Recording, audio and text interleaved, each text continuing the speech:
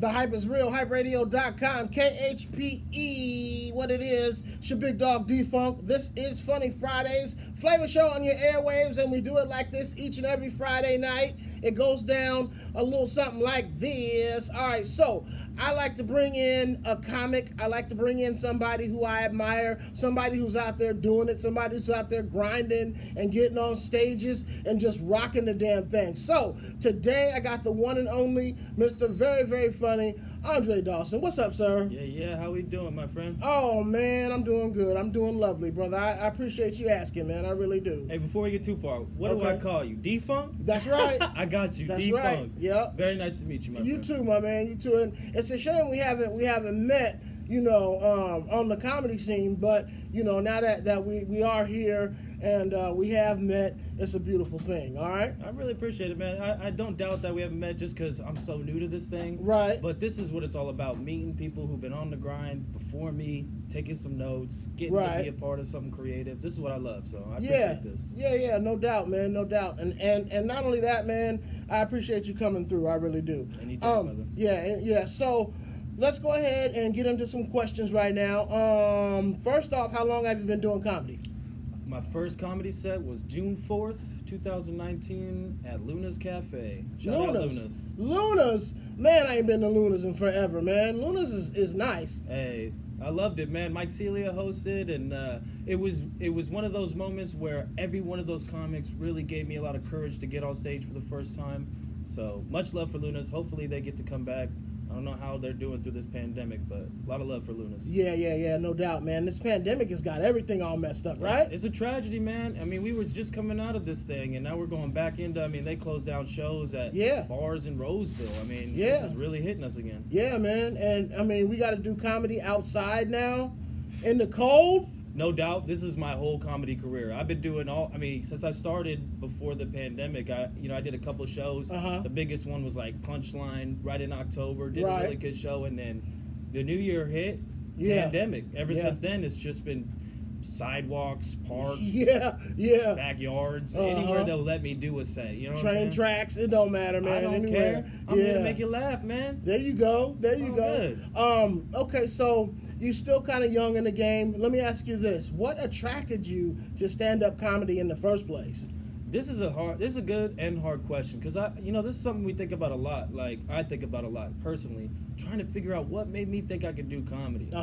And I think the best way to tell it is I think I always knew I was a class clown. I knew I was a funny guy. My family will tell you I was the funniest kid they knew. Right. In 5th grade, I was put in the center of the classroom because I was too much for the teacher. Okay. They put me in the center. They put all the kids around me just so I could get all the attention I want. So I think I knew at a young age, like, entertaining, some type of fun, career-wise job. Right. Yeah, same here, man. I always, my mom always told me I'd talk to everybody. If she took me to the store, she took me to the bank, if she took me anywhere, I'm always talking to somebody or getting lost because I'm yakking at somebody. So she figured that, okay, I'm going to make money with my mouthpiece somehow. No. You know what I mean? That's interesting you say that because I think I learned this from my mother. She'd love to hear this too. It's just she was always a person who could make a friend in line at a bank. Yeah. Or in line at the grocery store. She's chatting someone up. So I think that resonated with me at a young age. Yeah, no doubt. Okay, so we're here in Sacramento, California. This radio show and radio station has broad reach. It reaches a lot of different people and places. Atlanta, to name one of them. Let's see Brazil. We got a lot of different places, man. Wow, that's incredible. Yeah. We reach a lot of different people. So we're here in this market. Let me ask you this: where's your favorite place to get down at in this market? This is a good question too. A lot of good questions. This is the thing. Recently, I'd say the best place to do comedy for me. 2 choices. Okay. Pink Martini, probably the best show you can do right now. Shout out to Marcus Mangum and his Shout girl out. Danielle. Yep, shout out to Danielle. They know shout how out to her. put on a great show. They just closed out for the year. Unfortunately, we won't have any more for this year. But look forward to Pink Martini if you see that on your Facebook feed or anywhere your friends talk about. Right now, one of the best mics, though, for a comic in Sacramento is actually in Chico. Really? There's a host, Dylan Collins, is a comic out there. He runs a mic at the bar called The Lab. Lab. You could get 30 people, 30 random comedy fans that actually showed up to watch comedy. Nowadays, when you go to do stand-up, especially during this pandemic, you're getting 6-7 comics, 2 of their friends, and then people who just came to drink at the bar. Yeah. And it's hard. I noticed that, and I don't know if this is true for you, but when you're playing to a crowd that is mostly comics, it makes it a little hard because comics, we don't laugh at other people's jokes. What we do is we say, "Oh, that's funny." You know, we say, "Oh, that's hilarious." This is like a black crowd. Comics are like black crowds because you go and you do a good set and they don't laugh, and then right off you get off stage, you're like, "Man, you funny." Yeah. Like, why wasn't you laughing then? I thought I was funny. Exactly. You know, you laugh while I'm on stage. Give me my flowers while I'm still alive, damn it. Exactly. You know, yeah. So it's hard to perform in front of your peers. And I was giving myself a lot of shit because of it. Because of this fact that you do a stand-up mic, open mic in front of your fellow comics, and they know your jokes and they don't land. So you go, man, am I funny? Right. Am I even funny? Am I even doing good jokes? Like, is this a good setup? Is this a good premise? Right. And then you do that in front of a actual crowd, and it kills, and you're like, oh, I'm just giving myself shit for no reason at this point. Yeah. And it's very important that you don't lose faith. And it's very important that you don't lose that drive when you're in front of a crowd like that, you know, especially one that's got mostly comics in it or mostly people who are in the entertainment industry in it, because, you know, you're not going to get the same reaction. You're not going to get the same callback from, you know, those type of people. And I think this is why I'm going to be a strong comic, is because I'm starting out at the worst time to be a comic. I mean, honestly, there's plenty premise to talk about. There's a lot of funny subjects in the media, political, all that. But trying to do comedy during pandemic, there's a saying, it's like it's easier to build strong men than to repair broken men. And basically, I'm building myself as a strong comedian because it's the hardest way to do comedy, if you ask me. Okay, wait a minute. Say that again. I like that. It's saying. easier to build strong men than to repair broken men. I like that. I'm stealing that too, by the way. Go ahead. This is for everyone. That's good knowledge. Everyone needs to know that shit. Because I feel like I would, if I started out in comedy, don't get me wrong, I loved it at the beginning during the no pandemic. Okay. I would have just had this head on myself, like I never was challenged. Okay. You know, I never had a pandemic crowd where they wanted to come out, they made the decision to wear a mask, trust themselves that they're not going to get COVID, come out to a mic and maybe laugh at your jokes. Right. And that, even if you don't get the best reactions, it just makes you hardened, like, mentally. Yes, it does. Now let me ask you this: what's the hardest place that you've done comedy? Now I've got a few rooms that I could say that are the hardest rooms to do comedy. But where do you think so far? This is funny because I'll answer it first and then I'll explain it. The first one, the one that I would think of is Touch a Class. Okay. Yes. This is funny because I was raised by white people. Okay. One of my jokes is, yes, black people can tell that. Yeah. And let me tell you, they notice when I get on stage, they go, oh, this fool was raised by white people. They don't give you an inch. No. You work for every inch on that stage. Regina knows what she's doing. Shout out to Regina. They got pimps in the audience. I mean, they got, who else in the audience? They got pimps. They got all kinds of just. They got baby mamas. They got side bitches. They got. Yes. This is the funny thing. During my last time at Touch a Class, Regina was throwing it together, and we did our sets. During one of my homies' sets, shout out Shannon Battle, he was on stage. All right. And a fight breaks out between a bunch of girls who had a birthday party at the show. Oh, wow. During his set. Wow. So you don't get, I wished I was on stage because that experience, you only get so many of those, and I'd rather have it early. Yeah, I want to play with that. I want to know what it feels like when there's somebody fighting and I got to try and make the crowd laugh still. Touch a Class is tough for the simple fact that you're not going to get a free laugh. Nope. And if you ain't funny, you're damn well going to know it. Oh, yeah, they make you work for it. Trust me, they do. But I have much love for that because I have had a good set there, and man, it feels good. It feels good when you kill at a room like that. Yeah, black crowds, I'm not even going to afraid of it. They are just the best crowds because they're honest. Like I said, they may not laugh, and then right after you funny, it's like, man, you should have laughed then. Yeah. But this is how they do it, just like a comic. Man, that nigga funny. Yep. You know what I'm saying? That was hilarious. Yeah, that was hilarious. Yeah. But they won't laugh out loud. Exactly. But, they'll verbalize, hey, that was hilarious. And what did J. Cole say? He said that, to grow up in the hood, you got to wear a mask, You Right. cannot show emotion. You cannot show weakness. Right, right, and right. I think they take, joy is weakness out in the hood. You know what I'm saying? And a lot of them think, oh, he ain't funny. I can do what he's doing, but I can do it better. How do you think I became a comic? Oh, okay. All right. Couple comedy spot open mics, and there you go. I got major confidence. All right, now, let me ask you, okay, that was good. Touch of Class, yeah, that's a hard room. Give me 2 more. Okay. Hard rooms. Right now, they're all really hard. I just came from a show out in Penryn. This is the funny thing, is they're doing shows literally anywhere. Okay. I got 2 for you. I went to San Francisco, went to the place called Milk Bar. Now it's great. Heard of Milk Bar. Now it's great. Shout out Drea Myers. You're putting up a good show there. Hey, I appreciate Drea. what you're doing out there. She got me on the set out there, and it was on a sidewalk. Right. They had bar stools on the sidewalk, people listening, and it's misty, freezing. Oh, wow. And so it's difficult because you're trying to make people laugh, but you have to remember that you are freezing cold Freezing and wet. your balls off. Yeah, and these people are also freezing wet. They're not just gonna, this is where you have to learn. You have to go, okay, people are cold, people are not ready to warm up. Let me get at them. Let me engage with them. Let me try to poke at them, wake them up a little bit. It's a fun crowd. Right. And then more recently, I went to a show out in Penryn at this bar called Valencia Club.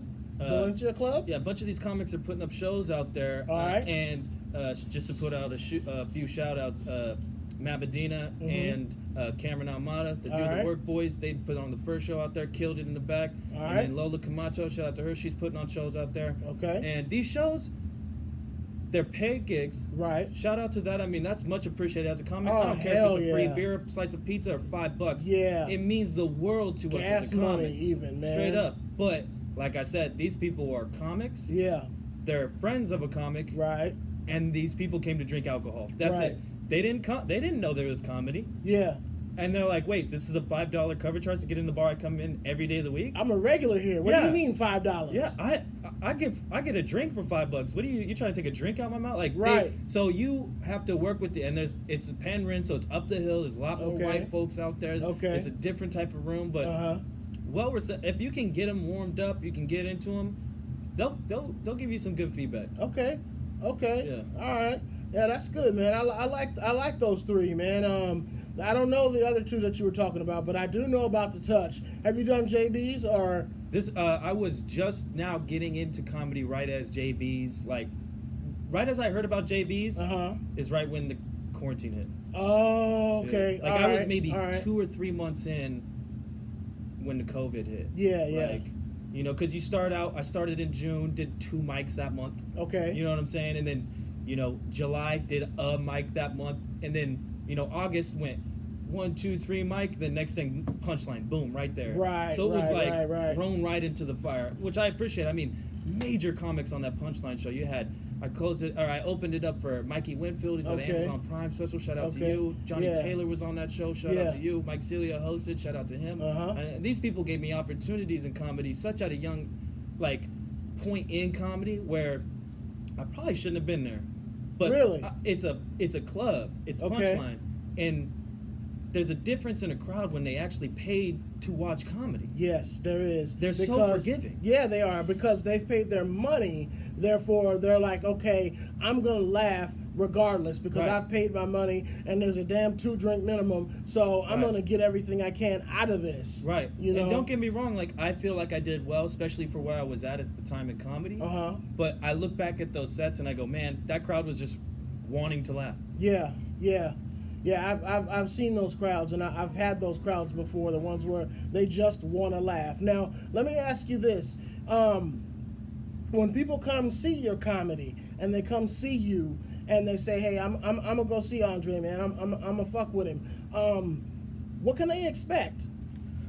This is something, that's a really good question. I don't think I've ever been asked that question.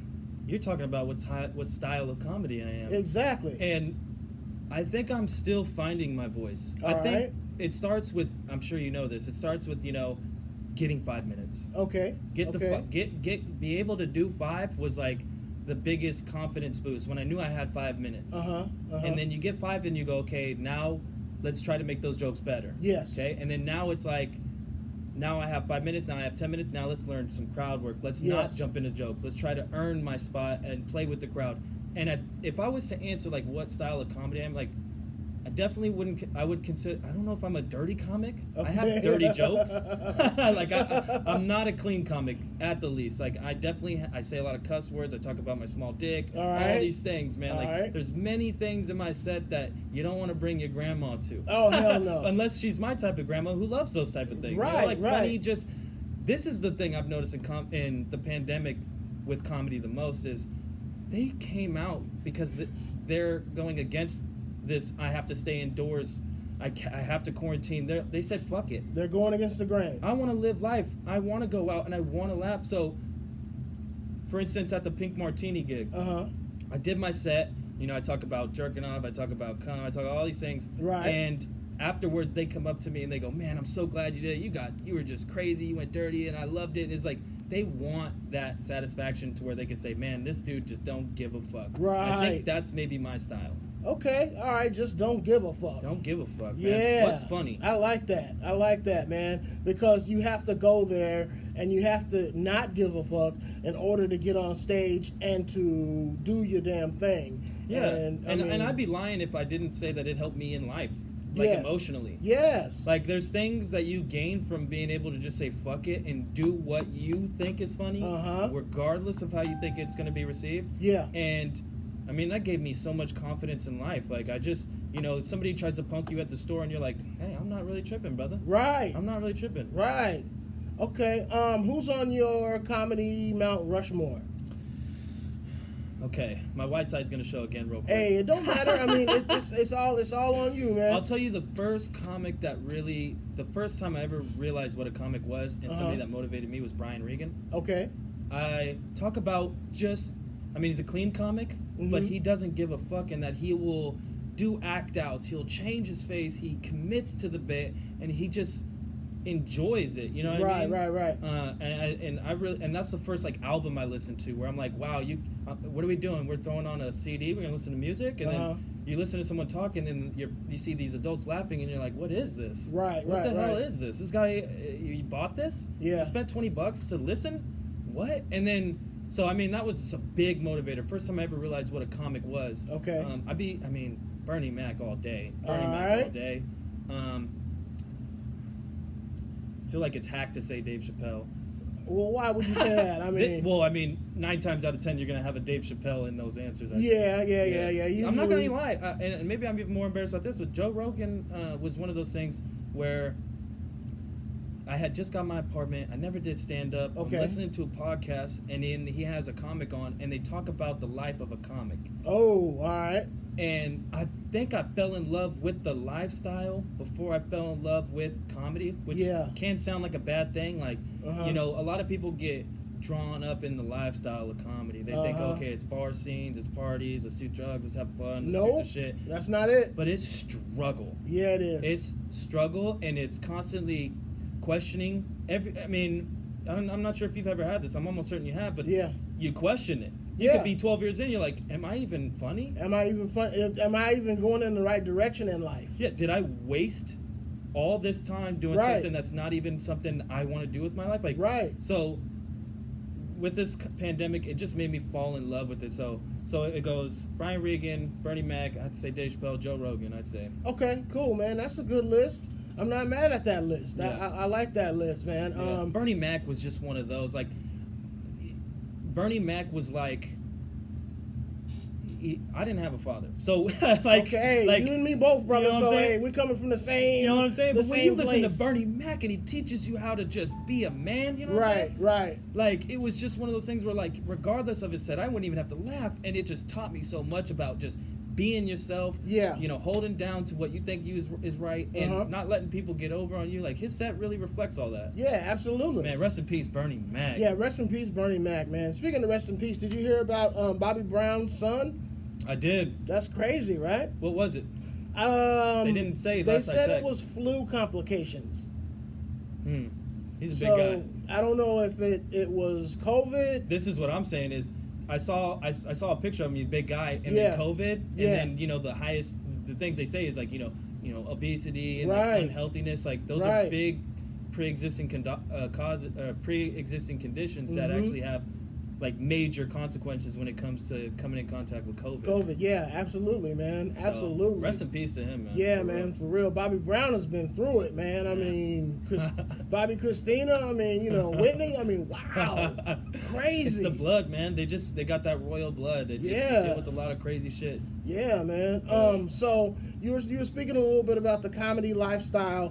What's the one main thing that you love about being a stand-up comedian? Because you are, and I can call you that. Damn. And so what's the main thing that you love about being a stand-up comedian? First of all, I can listen to you say that all day. I love people when they say I'm a comedian. I respect it so much that I hesitate calling myself a comedian. I call myself an open micer. Right. I get booked for shows, but I respect it so much that when I think about me being a comedian, I'm like, man, that's all I want. Yeah. But you said, what did I love the most about it? Yeah, what's the main thing? If you Honestly, man, this is the thing. Name one thing.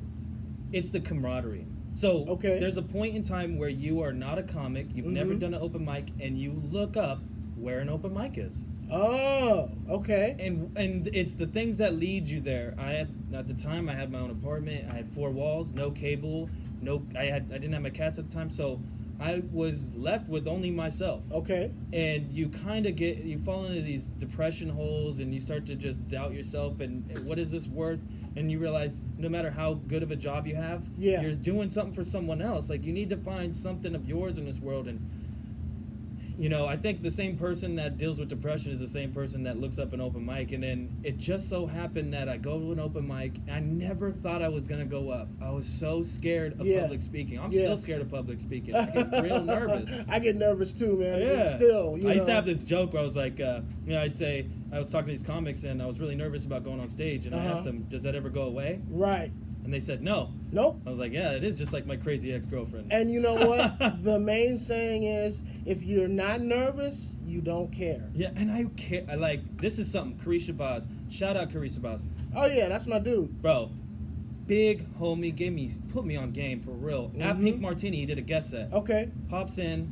I'm in my mind. I'm trying to think of my set. I'm listening to the crowd. I got to go second. Right. Host, 1, then me. Oh. And so I don't know if that's a tough spot wherever, but the first comic didn't really kill. So that's Bullet. Yeah, Bullet is always hard, man. Yeah. So I'm in my head like I gotta wake this crowd up. I do my set, and afterwards, Curry comes up and he's like, "Man, you did well, and I'm not gonna lie, I thought you was gonna bomb." Wow, he actually said that. He thought I was gonna bomb just because I respected it so much. I had to get my mind right. Yeah.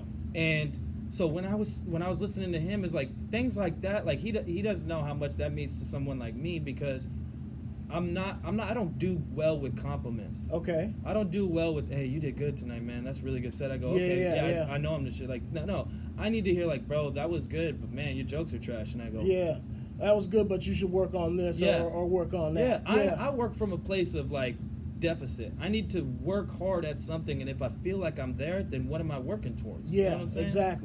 Exactly. Especially, being a young comic. I mean, you want to hear good feedback, but then again, it's like we were saying, you want, some of the older, more seasoned comics to say, hey, that was great, but maybe if you tag your joke this way, or if you present, that punchline the way you did in a different way, it may have a different impact. Right. And you make it a huge reaction just by changing up a few sentences. Yeah, and this exactly. is why I say camaraderie. It's because it's rare. I mean, if you're an NFL fan, you don't get to share the field with your biggest fans. You don't get to, or your biggest people that you think are great at the sport. You don't get to go on that field and actually do your sport. Right. You actually have to.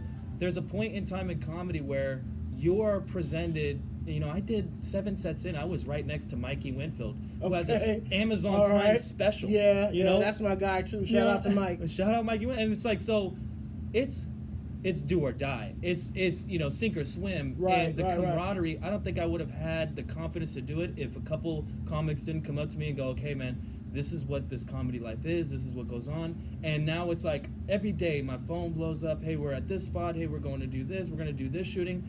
By the way, I need to do a shout out. Rockin' a Hard Place Productions. We got an episode coming out here soon, episode 1. We shoot a little show. We my boy comic D-Rock the comedian, Shannon Battle. All right. We're going to have local comics on. We can have you on. Yeah, We're about man. to have all these people on. We shoot a show in local Sacramento. All right. So you're going to have the first one coming out here soon. Check my social media. I'll get you on that. Yeah, no doubt, man. No doubt. Definitely. Wow, man. You got so many stories and so much fabulous input, man. Thanks, I appreciate that. A lot of guys come on here and they just kind of freeze up, you know, and you're not doing that, which is a good thing. Like man. I said when I first met you, like this is long form conversation this is what I do well. Right. I don't think I would have ever did comedy if I didn't know I do this well. Right. Like I can meet anybody off the street just like you can meet anybody at the store in line and have a conversation and chat them up and peace out, have a good day. And that's I feel like I'm a people person. Yeah. Maybe even a people pleaser. Yeah. The ladies say, you know. The ladies say that? Hey, ladies. Just one, maybe. Yeah. Oh, yeah. That's your lady, man. Yeah, you better be careful. You better be careful, man. You don't want to get in trouble. It's a joke. We joking. All right. So we talked about some of the good rooms, some of the bad rooms. If you could give advice to someone who's just starting, like they're doing their second open mic, you know, and they say, oh man, I think I'm funny, or I don't know if I'm funny, or I want to do this for life, what advice would you give them? Really good question. I love this question because I have a friend of mine that's been contemplating it. Before I started, we both went into Laughs Unlimited, watched a comedy show before I ever did it, and then I started, and he didn't do shit, and now I'm here, and he never even did a set. And so he chickened out. Yeah, and this is what happens. You go, okay, I'm gonna write 5 minutes, and then I'll go up. Yeah. And this is the problem we run into when it comes to confidence. Like, if you're not a big confidence person like me, you do this thing where you go, okay, I know there's a mic on Monday. I'll go next week. All okay, right. then it's next week, and then you go and I won't sign up, I'll just watch. Yeah. Then you go next week, then week after that, then you sign up. Then you go, okay, I'm just going to leave. I signed up, but I'm just going to leave. Yeah. Then they sign up, they call your name, and you have to do it this time. You got to do it. And so what I learned was that fuck the set, fuck the thinking. Right. Put one foot in front of the other, get your ass out the door, get on stage, bomb your ass off if you need to. Yep. Get your 5 minutes out. Your first set is going to bomb. If you do well, you're fucking Dave Chappelle. Good for you, brother. Yeah. But this is the fact of the matter is me personally, I came up with all these excuses. Oh, I don't need to do it. I could do it next week. And then this is something I noticed when the pandemic hit was I was choosing to go to mics when I wanted to. Right. I'd go here, I'd go Wednesday, maybe I'd go Sunday, Tuesday. Then it stopped. There was no mics. Yeah. And I realized no matter how much I wanted to, I couldn't go. So there's no way I'm going to miss a mic now. I'll drive to Chico. I'll drive to San Francisco. I'll go to Stockton. Wherever I got to go just so I could get and do what I think is going to be something that makes me something in this world. Have you done San Francisco Punchline yet? Not yet, but I did Sacramento. But the thing is, I hear to get past, you have to get past at San Francisco. Yep, you do. So we're gonna when they start opening up again, we'll see what happmes. But you know, the sky's the limit, man. I've done all the clubs. I've done Punchline. I've done Laughs Unlimited. I've done Pink Martini. I've done Comedy Spot. I've done basically all that's available to me at the moment. Right. I'm willing to get on. I haven't been asked back. I mean, I just did Alvin Duke. Shout out to Alvin Duke out there in Roseville. He's got a show that he produces called In Your Mouth. All right. And I mean, killer lineups. Russell Cummings, Mario Hodges. Yeah. I mean, just killers. Yeah. And seeing those shows, I got on that show once, and like being able to just be a part of those things motivates me so much, man. Yeah, like, for real, they don't know how much that means to me. Most definitely, man. Most definitely. All right. I really, really enjoy talking to you, brother. I really do. No, I appreciate you, man. I appreciate the opportunity. Yeah. No doubt.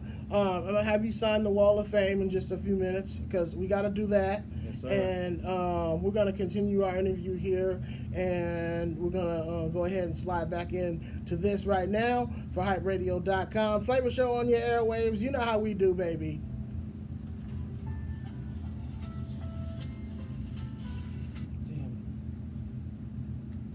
I had an alarm for that.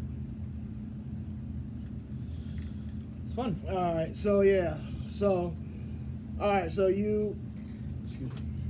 you've done all the mics and you've done all the rooms, which is dope.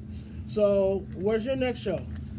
Right now, there's a comic, Lola Camacho. Not my favorite comic, but she puts together shows and she pays a comic, so I'll give her respect. Okay. There's a couple comedy competitions. You're gonna see me around at Vince's. All right. That's the last spot. They closed on the Y. Okay. Oh, they closed on the Y. They closed it for the rest of the year, bro. What? Closed. Wow. Closed. So now the only spot is Vince's. Oh man. I mean, this is for as far as I know. Like, there's probably other things like Comedy Spot I think is still doing shows. But yeah, they are. It's just one of those things where, like, to find an open mic. I mean, Fridays at Vince's. All right, cool. That's it. Cool. Well, ladies and gentlemen, this is my man Andre Dawson. Thank you for coming through, man. I appreciate you. Thank you, sir. Anytime. All right, no I'll be doubt. back here in a heartbeat. No problem. doubt. HypeRadio.com. Flava Show on your airwaves each and every Friday. We do it just like this for Funny Fridays, and we out. Peace.